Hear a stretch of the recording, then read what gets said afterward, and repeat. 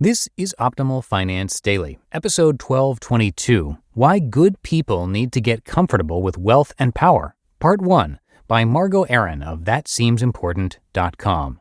Hi again, I'm Dan. I'm your host and narrator, bringing you some of the best blogs on personal finance each and every day. And if you didn't know already, you are automatically entered into our book raffles if you're part of our free weekly newsletter mailing list. So if you haven't gotten on that list yet, now's a great time to do it. Just come by oldpodcast.com to sign up. But for now, let's get to our post for today from Margo as we start optimizing your life. Why Good People Need to Get Comfortable with Wealth and Power, Part 1, by Margo Aaron of ThatSeemsImportant.com. At the end of every Tim Ferriss Show episode, Tim asks his guests the same question. When you think of the word successful, who's the first person that comes to mind and why? Listeners love it when the guest says, "My father, he worked 40-hour days at the car shop, didn't speak any English, and gave my brother and me a life we could only dream of." It's a valiant effort on behalf of the guest and Tim to remind us there are many versions of success, but it's not the truth. The truth is, when we say successful, we mean it in the Frank Underwood way. Quote, "Such a waste of time. He chose money over power." End quote. We mean wealth and power. But Margo, you might be thinking, what it means to live a good life is different for each person. And you would be right, but we don't value living a good life. We care about it, but we don't value it as a society. We value wealth and power. Don't believe me? When was the last time that dad who works 40-hour days and doesn't speak English made Time's most influential list? Or what about the genius physicist whose papers haven't been recognized by any major outlets? Anyone care about him? Find me a place where we've recognized or honored someone who doesn't have an audience, a book deal, or a large amount of wealth or influence. Listen, as humans and individuals, we care a lot about people living a good life, defined however you want to define a good life. But as a society, we rarely show interest in regular good people without any power or money. I'm guessing right now about every bone in your body is ready to punch me in the face and defend our society's moral fiber.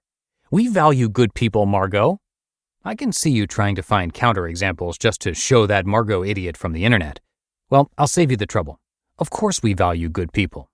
But, and here's where it gets interesting, why do you automatically assume wealthy and powerful people are not good people? That's what I thought. There are 3 invisible scripts around wealth and power that are clouding our ability to speak honestly about this topic. And if we have any chance of you making a difference in this world, I need you to challenge these scripts and embrace being wealthy and powerful.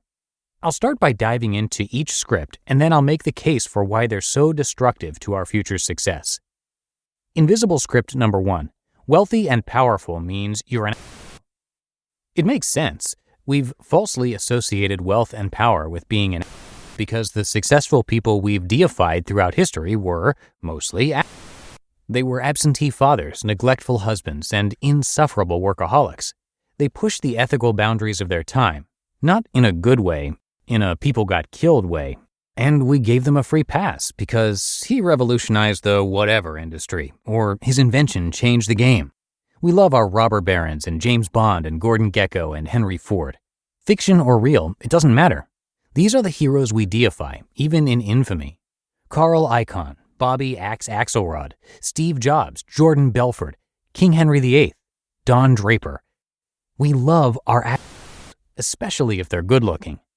We never evaluate these men on the merits of their quote-unquote good life, the strength of their relationships, whether they were emotionally available for their loved ones, whether they had any relationship at all with their kids.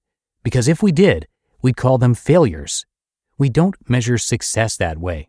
They get to be quote-unquote successful because of their power and wealth. Invisible script number 2. Corporations are greedy and evil. This one gets fed to us early. It starts in our kids' TV shows and continues through elementary school curriculums. You know it as Scrappy Kid saves the world from evil corporate greed that's polluting our oceans. Every TV show you watched growing up had a version of that storyline, am I right? This narrative also dominates our award-winning documentaries. Forks Over Knives, Mission Blue, Melting Ice, The True Cost. That's not to say it's not true in these instances, only that it dominates. We're always pointing a finger at corporate greed and wealth. There's never an "it's complicated" explanation. It's always the same equation.